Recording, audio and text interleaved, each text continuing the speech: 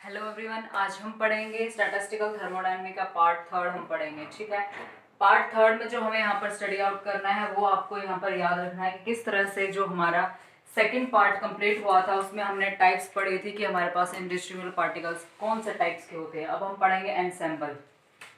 Ensemble को हम इस तरह से पढ़ सकते हैं जैसे हमारे पास कोई बिल्डिंग होती है, उसमें स्मॉल स्मॉल हमारे पास माइक्रोस्कोपिक सिस्टम्स होते हैं। तो ये क्या होता है, एक कलेक्शन होता है, that is a collection of individual microscopic systems, individual microscopic system। ठीक है, तो एनसेम्बल जो होता है, एक आप बिल्डिंग को एनसेम्बल बोल सकते हो। बिल्डिंग में क्या होते हैं कि स्मॉल स्मॉल कंपार्टमेंट्स होती है, स्मॉल स्मॉल रूम्स प्रेजेंट होते हैं। तो जो एक मैक्रो सिस्टम होता है उसको हम बोलते हैं एनसेम्बल। एनसेम्बल क्या होता है, हमारा एक मैक्रो सिस्टम होता है, तो आप मैक्रो सिस्टम को बोल सकते हो एनसेम्बल। ठीक है, तो मैक्रो सिस्टम जो होता है वो क्या क्या होता है, consist of small micro systems का बना होता है, collection of individual micro systems. तो आप क्या करेंगे, तो ये जो आपका मैक्रो सिस्टम है, इस मैक्रो सिस्टम की आप प्रॉपर्टीज को एक्सप्लेन करेंगे। इसकी प्रॉपर्टीज को आप क्या करेंगे, एक्सप्लेन करेंगे। कैसे एक्सप्लेन करेंगे, by studying microscopic properties of system. ठीक है, तो आप क्या करेंगे, जैसे आपको पूरी बिल्डिंग की स्टडी आपको करनी है तो आप क्या करेंगे, स्मॉल स्मॉल जो आपके रूम्स होते हैं उनके टेक्सचर को स्टडी करेंगे, उनकी प्रॉपर्टीज को आप स्टडी करेंगे। तो that will be your ensemble. तो एनसेम्बल में क्या होता है कि स्मॉल स्मॉल आपके माइक्रो सिस्टम्स होते हैं, तो it is a collection of individual micro systems. तो इसकी प्रॉपर्टीज को कैसे एक्सप्लेन करोगे, by studying the microscopic properties of each compartment. ठीक है, तो ये हो गए हमारे पास एनसेम्बल। एनसेम्बल की फर्दर हमें टाइप्स पढ़नी है कि टाइप्स कौन कौन सी होती है हमारे एनसेम्बल की। ठीक है, इसकी हमारे पास फर्दर 3 टाइप्स होती है। फर्स्ट टाइप हमारे पास होती है micro canonical ensemble, B type हमारे पास हो जाएगी, that will be your canonical ensemble. C type हमारे पास हो जाएगी ग्रैंड कैनोनिकल एनसेम्बल। तो अब हमारे पास क्या हो गया, 3 टाइप्स के हमारे एनसेम्बल्स हो जाएंगे। कौन कौन से टाइप्स के हैं, एक तो माइक्रो कैनोनिकल सबसे छोटा माइक्रो कैनोनिकल, फिर कैनोनिकल बीच वाला, थर्ड हमारा ग्रैंड कैनोनिकल जो सबसे बड़ा होता है। ठीक है, इसमें मैं 3 चीज मेंशन करूंगी, हर एक सिस्टम की वो 3 चीज कांस्टेंट है। ठीक है, वो मेंशन कर रही हूँ कौन सी चीज आपकी कांस्टेंट है, NVT, ये 3 चीज इसकी कांस्टेंट है। एन क्या है हमारा, नंबर ऑफ पार्टिकल्स। एन क्या बताता है, नंबर ऑफ पार्टिकल को एक्सप्लेन करेगा।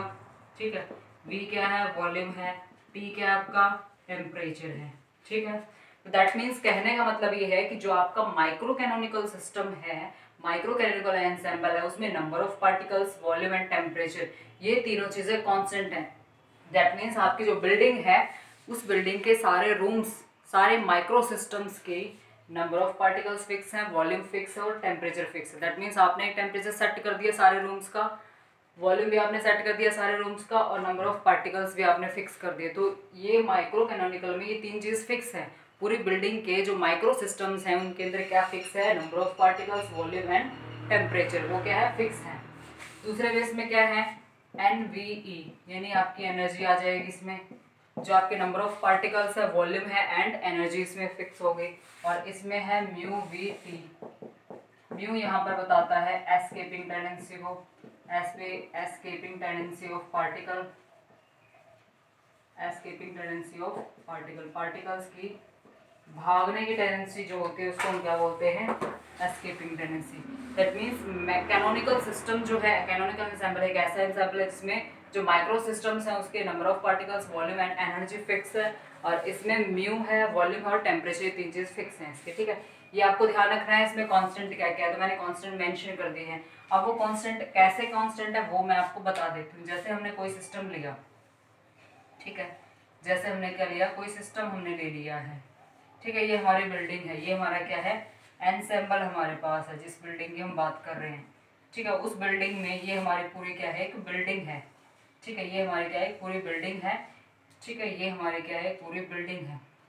इस पूरी बिल्डिंग के अंदर एक क्या है, स्मॉल स्मॉल कंपार्टमेंट्स हैं, इनको हम क्या बोल रहे थे, माइक्रो सिस्टम हम बोल रहे थे, इनको क्या बोल रहे थे, माइक्रो सिस्टम हम इनको बोल रहे हैं। इस माइक्रो सिस्टम की क्या क्या चीज़ें फिक्स है वो मैंने आपको मेंशन कर दिया। नंबर ऑफ पार्टिकल्स फिक्स है और इसके जो वॉल्यूम है वो भी फिक्स है। दैट मीन्स अगर ये रूम आपका 5 सेंटीमीटर का है तो नेक्स्ट रूम भी आपका क्या होगा, 5 सेंटीमीटर का ही होगा, क्योंकि इसका वॉल्यूम फिक्स होता है। इस सिस्टम का अगर आपका 25 डिग्री सेल्सियस टेम्परेचर है तो नीचे वाले सिस्टम का भी 25 डिग्री सेल्सियस टेम्परेचर है। मतलब पूरे सिस्टम में जितने भी रूम्स हैं सभी का टेम्परेचर आपका कांस्टेंट है, सभी का वॉल्यूम आपका फिक्स है। और नंबर ऑफ पार्टिकल अगर इसमें 10 पार्टिकल्स हैं तो इसमें भी 10 होंगे और इसमें भी आपके 10 होंगे और इसमें भी आपके 10 होंगे। ठीक है, आप मतलब समझ रहे हो मेरा। दैट मीन्स आपके पार्टिकल्स फिक्स हैं सारे सिस्टम के अंदर, पूरे एंसेम्बल के अंदर जो आपके माइक्रोस्कोपिक सिस्टम्स हैं उनके अंदर सबके अंदर 10 पार्टिकल्स है। वॉल्यूम भी सबका फिक्स है, 5 सेंटीमीटर के सारे रूम्स हैं आपके। ठीक है, टेम्परेचर भी फिक्स है, 25 सेंटीमीटर क्या है 25 डिग्री सेल्सियस तापमान है सभी का, मतलब सारे रूम्स का टेम्परेचर भी सेम है आपका, सबको सेम है। ये सबको सेम क्यों है, नंबर ऑफ पार्टिकल्स क्यों नहीं जा रहे। जैसे रूम्स में दरवाजे भी तो होते हैं, ऐसे दरवाजे भी तो होते हैं, यहाँ से यहाँ पे तो जा सकते हैं पार्टिकल्स, बट नहीं जा सकते क्योंकि आपकी जो वॉल्स हैं वो कैसी हैं, आपकी वॉल्स आपकी रिजिड हैं एक तो, दूसरा आपकी क्या है नॉन पोरस वॉल्स हैं। नॉन पोरस मतलब उसमें पोर्स ही नहीं है, आप उनके अंदर से क्रॉस करके नहीं जा सकते हो। समझ रहे हो मेरी बात। और वॉल्स आपकी क्या है नॉन कंडक्टिंग, आपकी क्या है ये नॉन कंडक्टिंग वॉल्स हैं। मतलब आपकी जो वॉल्स हैं वो आपकी नॉन कंडक्टिंग, आपका टेम्परेचर भी इधर से उधर क्रॉस नहीं हो सकता है, जो आपने फिक्स कर दिया है। समझ रहे हो मेरी बात। तो आपकी चीज़ें क्या क्या हो गई, आपको समझ में आ रहा है मैंने क्या बोला कि इस सिस्टम में सारी चीज़ें फिक्स क्यों, नंबर ऑफ पार्टिकल्स फिक्स क्यों है, क्योंकि आपकी जो रूम्स की वॉल्स हैं, इस रूम की जो वॉल है यहाँ पर, इसको ध्यान से देखो, इस रूम की जो आपके पास वॉल्स है, ये वॉल्स कैसी हैं आपके रिजिड हैं। दूसरी बात, इनमें पोर्स भी नहीं है जिससे पार्टिकल यहाँ से यहाँ जा सके। समझ रहे हो मेरी बात। दैट मीन्स पार्टिकल्स एक रूम से दूसरे रूम में नहीं जा सकते हैं, जितने इस रूम में पार्टिकल है उतने ही रहेंगे। मतलब इस रूम में अगर हमारे पास 10 पार्टिकल्स तो 10 ही रहेंगे, क्योंकि ये इधर से उधर नहीं जा सकते, क्योंकि वॉल्स हमारी कैसी हैं रिजिड है और ना ही इसमें पोर्स है, ना ही इसमें कोई दरवाजा है जिससे पार्टिकल्स नेक्स्ट रूम में जा सके। टेम्परेचर भी फिक्स है क्योंकि आपकी वो जो वॉल्स होती हैं वो नॉन कंडक्टिंग है, यहाँ से यहाँ टेम्परेचर जो आपकी एनर्जी है वो ट्रांसफर नहीं हो सकते। ये मैंने एक्सप्लेन कर दिया है। माइक्रो कैनोनिकल में 3 चीज़ें फिक्स हो गई हैं। अब ये मैं एक्सप्लेन कर चुकी हूँ, नंबर ऑफ पार्टिकल्स आपके फिक्स क्यों हैं, नंबर ऑफ पार्टिकल आपके इसमें क्या है फिक्स हैं। वो फिक्स क्यों हम पढ़ चुके हैं कि वॉल्स हमारे क्या है रिजिड है और वो नॉन पोरस है। एनर्जी यहाँ पर क्या है कांस्टेंट है, एनर्जी यहाँ पे क्या आपकी कांस्टेंट है। दैट मीन्स आपका अगर सिस्टम ऐसा है जिसमें आपकी टेम्परेचर डिफरेंस है, मान लो ये 25 डिग्री है और ये आपका 30 डिग्री सेल्सियस टेम्परेचर है, ठीक है, तो ये मान लो आपका क्या है 22 है, तो इनमें क्या होगा एक्सचेंज हो रहा है हीट का। इनमें क्या हो रहा है आपस में एक्सचेंज हो रहा है हीट का, इसके साथ भी इसके साथ भी, ऐसे इनमें क्या हो रहा है हीट का एक्सचेंज हो रहा है। यानी एनर्जी का आपस में सारे बिल्डिंग में सारे रूम्स के बीच में क्या हो रहा है हीट का एक्सचेंज हो रहा है। वो हीट का एक्सचेंज तब तक होता रहेगा जब तक हमारे सिस्टम का कांस्टेंट टेम्परेचर नहीं आ जाता। मतलब इसका 30 हो जाएगा, इसका भी 30 हो जाएगा, इसका भी 30 हो जाएगा, इसका भी 30 हो जाएगा, मतलब इक्विलिब्रियम आने तक, आपका इक्विलिब्रियम सेट होने के बाद आपकी एनर्जी क्या हो जाएगी आपकी कांस्टेंट हो जाएगी। टेम्परेचर का यहाँ पर क्या हो रहा है एक्सचेंज हो रहा है।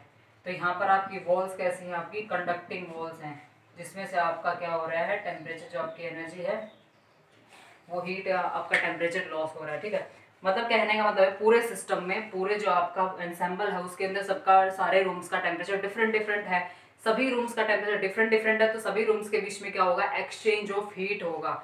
जब उनके बीच में एक्सचेंज ऑफ टेम्परेचर हो जाएगा तो लास्ट में क्या होगा आपकी हीट जो होगी, आपकी एनर्जी जो होगी वो कांस्टेंट हो जाएगी, क्योंकि वॉल्स जो है आपकी क्या है कंडक्टिंग वॉल्स है। आपकी वॉल्स कैसे हैं कंडक्टिंग वॉल्स हैं, वॉल्स कंडक्टिंग है, उसमें से हीट का ट्रांसफर होता रहेगा, उसके बाद आपकी एनर्जी क्या हो जाएगी कांस्टेंट हो जाएगी। टेम्परेचर इसमें कांस्टेंट नहीं है, इसमें सिर्फ आपका म्यू जो होता है वो आपका कांस्टेंट है।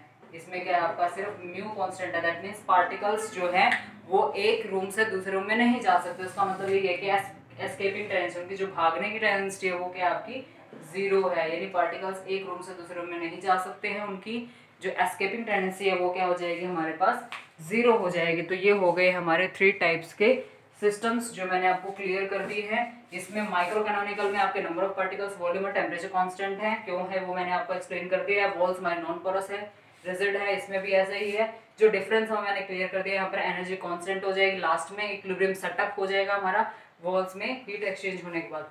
ग्रैंड कैनोनिकल में क्या है जो आपकी म्यू है एस्केपिंग टेंडेंसी वो क्या हो जाएगी आपकी कांस्टेंट हो जाएगी। देन उसके बाद मैं आपको एक एक्सप्लेन कर देती हूँ कि आपका पार्टीशन फंक्शन क्या होता है।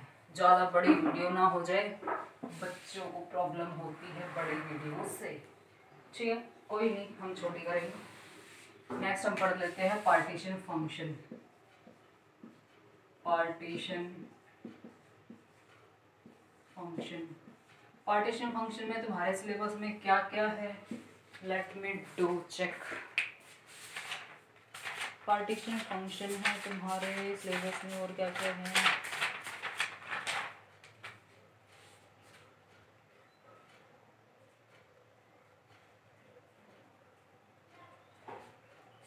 देखो पार्टीशन फंक्शन है, सिर्फ पार्टीशन फंक्शन में टेम्परेचर को कैसे डिपेंड करता है, कैसे कुछ डिपेंड करता है वो है।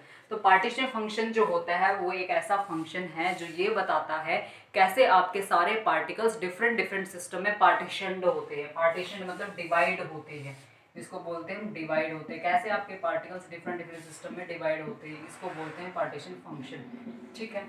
जैसे हमारे पास क्या होते हैं, 5 पार्टिकल है, ठीक है, हमारे पास क्या 5 पार्टिकल, 5 पार्टिकल्स को हमें डिवाइड करना है, इसमें डिवाइड करना है, इसमें डिवाइड करना है, पांचों रूम्स में हमें पार्टिकल्स का बंटवारा करना है।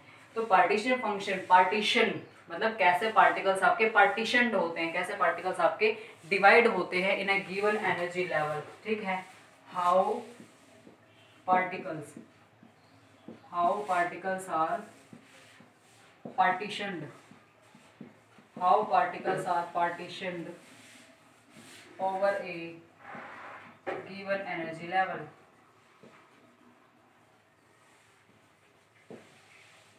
ठीक है। तो ये हो जाएगा आपका पार्टीशन फंक्शन, जिसमें आपको ये देखना है कि कैसे आपके जो पार्टिकल्स जो होते हैं वो पार्टीशनड होते हैं, कैसे वो डिवाइडेड होते हैं इन डिफरेंट एनर्जी लेवल्स और इन अ सेम एनर्जी लेवल, ठीक है। इसका फॉर्मूला हम यहाँ पर मेंशन कर देते हैं। पार्टीशन फंक्शन को Q से रिप्रेजेंट किया जाता है, इज इक्वल टू में समेशन होता है, GI होता है और e⁻⁻βI होता है, ठीक है। ये आपको फॉर्मूला ध्यान रखना है। Q को हमने किससे रिप्रेजेंट किया है, मतलब पार्टीशन फंक्शन को हमने Q से रिप्रेजेंट किया है, इज इक्वल टू में समेशन होता है, GI होता है, GI हमारे क्या है यहाँ पर डी जनरेशन, ये हमारे क्या होती है डी जनरेशन होती है, डी जनरेशन बताऊंगी हमने। डी जनरेशन यानी G को हम क्या बोल सकते हैं, जितने number of energy levels, number of energy level, ये आपको समझ नहीं आएगा इसलिए आप ध्यान से समझ लेना है इसको। Number of energy levels having same energy, वो नंबर ऑफ एनर्जी लेवल्स जिनकी क्या होती है सेम एनर्जी होती है, उसको बोलते हैं हम डी जनरेशन, ठीक है। मान लो हमारे पास 2 एनर्जी लेवल्स हैं, ठीक है, देखो ध्यान से क्या बोल रहे हैं।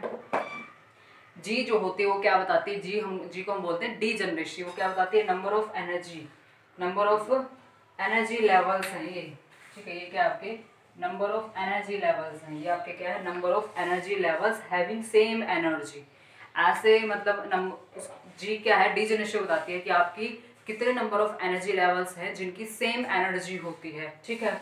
तो ऐसे देखो मान लो ये 2 एनर्जी लेवल हमारे पास है, दोनों की एनर्जी क्या है बिल्कुल सेम है, जितने ऊपर ये है उतनी ऊपर ये है, तो दोनों एनर्जी लेवल्स की एनर्जी सेम होती है, तो इसकी डी जनरेशन क्या हो जाएगी आपके पास 2 हो जाएगी। दैट मीन्स वो नंबर ऑफ एनर्जी लेवल्स जिनकी एनर्जी सेम होती है उसको बोलते हैं डी जनरेशन। अब इसमें 2 एनर्जी लेवल्स हैं जिनकी एनर्जी क्या है बिल्कुल सेम है, तो ये क्या हो जाएगी आपके पास 2 हो जाएगी, ठीक है। तो ये होता है आपका partition function, Q is equal to में समेशन GI e⁻⁻βI आपके पास होता है। जी आपकी डी जनरेशन होगी, ये EI जो है आपके पास एनर्जी होती है, ठीक है। अब ध्यान से देखो मेरी एक बात, जब आपका टेम्परेचर होता है 0, टेम्परेचर 0 होता है तो आपने क्या करना है, ग्राउंड स्टेट का जो एनर्जी लेवल है उसकी डी जनरेशन निकालनी है। जब आपका टेम्परेचर होता है इन्फिनिटी तब आपने सारी डी जनरेशन को क्या करना है काउंट कर लेना है, ठीक है। जैसे आपके पास ये एनर्जी लेवल्स हैं आपके पास, ठीक है, ये आपके पास क्या है एनर्जी लेवल्स आपके पास है, ये फर्स्ट एनर्जी लेवल, ये आपका सेकंड, ये आपका थर्ड और ये आपका फोर्थ एनर्जी लेवल है और ये आपका 0 एनर्जी लेवल है, ठीक है। तो मैंने क्या रिप्रेजेंट किया है एनर्जी लेवल्स ड्रॉ किए हैं मैंने, ये आपका 0 एनर्जी लेवल फर्स्ट है, सेकंड है, थर्ड है, फोर्थ आपके पास हो जाएगी, तो ये आपके क्या है एनर्जी लेवल्स है। मैंने क्या कहा जब आपका टेम्परेचर 0 हो जाएगा, टेम्परेचर अप्रोचेस टू 0, जब आपका टेम्परेचर 0 हो जाएगा उस टाइम पे आपको अगर पार्टीशन फंक्शन निकालना आता है तो आपको क्या करना है ग्राउंड स्टेट की डी जनरेशन निकाल लेना, किसके इक्वल है, ग्राउंड स्टेट की डीजनरेसी के इक्वल। तो ग्राउंड स्टेट की डीजनरेसी कितनी है आपके पास, जैसे ये है, ये आपका क्या है, ग्राउंड स्टेट एनर्जी लेवल है, ये ग्राउंड स्टेट एनर्जी लेवल आपके पास है, ठीक है। मान लो मैं 2 बना देती हूँ इसमें एनर्जी लेवल्स, ठीक है। तो ग्राउंड स्टेट पे आपकी डीजनरेसी क्या है, G0 इक्वल टू 2, क्योंकि एक एनर्जी लेवल ये है आपका और एक एनर्जी लेवल आपका ये है। 2 ऐसे एनर्जी लेवल आपके पास है जिनकी क्या है, सेम एनर्जी है, वो ग्राउंड स्टेट पे हैं। तो इसने क्या पूछा है, ग्राउंड स्टेट की डीजनरेसी निकालो। ग्राउंड स्टेट की डीजनरेसी क्या हो जाएगा, +2, क्योंकि 2 एनर्जी लेवल ऐसे हैं जिनकी क्या है, सेम एनर्जी है। तो ग्राउंड स्टेट पे आपके पास डीजनरेसी क्या हो जाएगा आपकी 2, तो ये इसका पार्टीशन फंक्शन आ जाएगा 2। और जब टेम्परेचर आपका क्या है, infinity, temperature approaches to infinity, जब आपका टेम्परेचर इन्फिनिटी हो जाएगा, बहुत ज़्यादा हाई टेम्परेचर हो जाएगा, तब आपने क्या करना है, सबकी डीजनरेसी निकालनी है। इसकी डीजनरेसी क्या आपके पास 1 है, इसकी डीजनरेसी क्या है आपके पास 1 है, इसकी डीजनरेसी आपके पास क्या 2 है, इसकी डीजनरेसी क्या आपके पास 1 है। तो इसने क्या बोला, समेशन ऑफ जी आई, यानी सबकी डिजनरेसी का आपने समेशन करना है, एडिशन करना है। मतलब G0 plus G1 plus G2 plus G3 plus G4, मतलब जितने भी एनर्जी लेवल आपके पास सबको आपने क्या करना है, एडिशन कर लेना है। तो ये आपके पास क्या हो जाएगी, समेशन ऑफ जी आई, यानी जब टेम्परेचर 0 होता है तो आप ग्राउंड स्टेट की एनर्जी, ग्राउंड स्टेट की डीजनरेशन निकाल लेंगे तो आपका पार्टीशन फंक्शन की वैल्यू आ जाएगी। जब आप पार्टीशन फंक्शन निकालना चाहते हैं हाईएस्ट टेम्परेचर पे, इन्फिनिटी टेम्परेचर निकालना चाहते हैं, तो सबकी डीजनरेशन का आप एडिशन कर दें, ग्राउंड स्टेट से लेकर जो भी आपकी लास्ट एनर्जी लेवल है सबकी डीजनरेशन को आप ऐड कर देंगे, तो आपके पास क्या आ जाएगा, पार्टीशन फंक्शन आपके पास आ जाएगा। ठीक है, एक हम पढ़ लेते हैं थर्मोडायनेमिक प्रोबेबिलिटी निकालना, अगर आपके क्वेश्चन पेपर में आ जाता है तो। ठीक है, वो भी मैं आपको बता देती हूँ। That is thermodynamic probability. Thermodynamic probability यानी प्रोबेबिलिटी ही बतानी है, इसका फॉर्मूला मैं आपको बता देती हूँ जो आपका लगेगा। थर्मोडायनेमिक प्रोबेबिलिटी को W से रिप्रेजेंट कर लेते हैं हम, ठीक है। ये होता है हमारे पास फैक्टोरियल n होता है, टोटल नंबर ऑफ पार्टिकल्स, और ये आपके पास क्या होते हैं, ऑक्यूपेशन नंबर आपके पास होता है, N0 हो जाएगा, N1 हो जाएगा, N2 हो जाएगा, जितने भी आपको दे रखे होते हैं उसका फैक्टोरियल। ठीक है, देखो थर्मोडायनेमिक प्रोबेबिलिटी दैट मीन्स आपकी कितने अरेंजमेंट्स पॉसिबल हैं, मतलब किसी भी सिस्टम को आप कितने पार्ट्स में अरेंज कर सकते हो, या फिर किसी भी पार्टिकल की आप कितने अरेंजमेंट्स बना सकते हो। तो इसको क्या बोलते हैं हम, अरेंजमेंट्स, नंबर ऑफ अरेंजमेंट्स जो होती है उसको हम क्या बोलते हैं, थर्मोडायनेमिक प्रोबेबिलिटी। यानी जो हमारी अरेंजमेंट होती है, नंबर ऑफ अरेंजमेंट्स, उसको हम क्या बोलते हैं, थर्मोडायनेमिक प्रोबेबिलिटी।